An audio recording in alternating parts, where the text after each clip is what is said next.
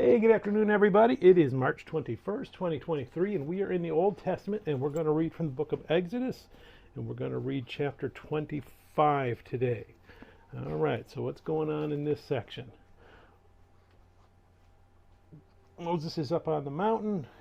He's been up there in the midst of 40 days, of 40 nights that he's up there in this cloud, and God has given him some last-minute instructions, going over some things, talking about the sanctuary that's eventually going to be built and telling them what's going to be in it and the dimensions of it.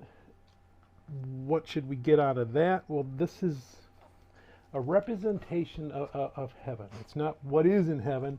It's a representation of it for us here on earth. And we see that in the tabernacle. We see that when Solomon builds the temple. We see that in the visions of Daniel and Revelation and Isaiah. That we have an earthly temple that's a representation of what's to come. And we get the measurements for the ark and where the tablets for the Ten Commandments are going to go that we haven't got to yet. So let's go ahead and we're going to fight with some puppies here and try and read Exodus 25. You want to read it? Or can I read it? You don't know how to read? Okay, let me read it.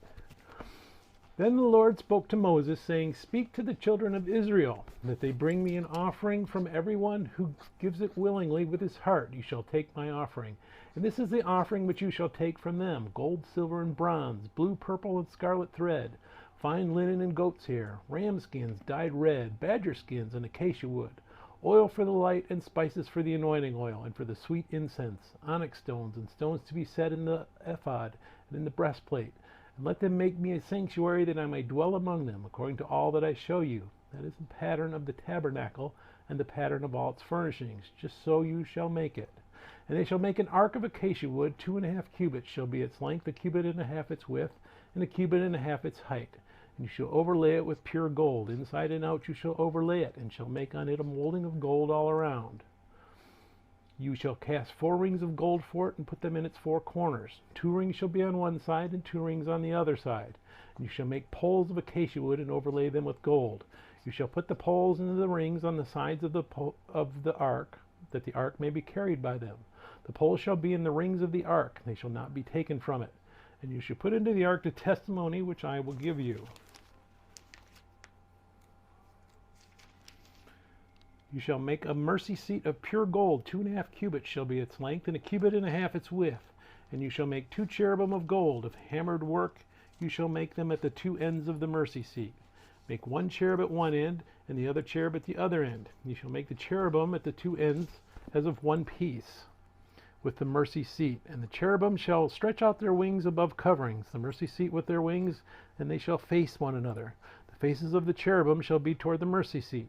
You shall put the mercy seat on top of the ark, and in the ark you shall put the testimony that I will give you. And there I will meet with you, and I will speak with you from above the mercy seat, from between the 2 cherubim which are on the ark of the testimony, about everything which I will give you in commandment to the children of Israel. You shall also make a table of acacia wood. 2 cubits shall be its length, 1 cubit its width, and 1.5 cubits its height. And you shall overlay it with pure gold, and make a molding of gold all around. You shall make for it a frame of a handbreadth all around, and you shall make a gold molding for the frame all around.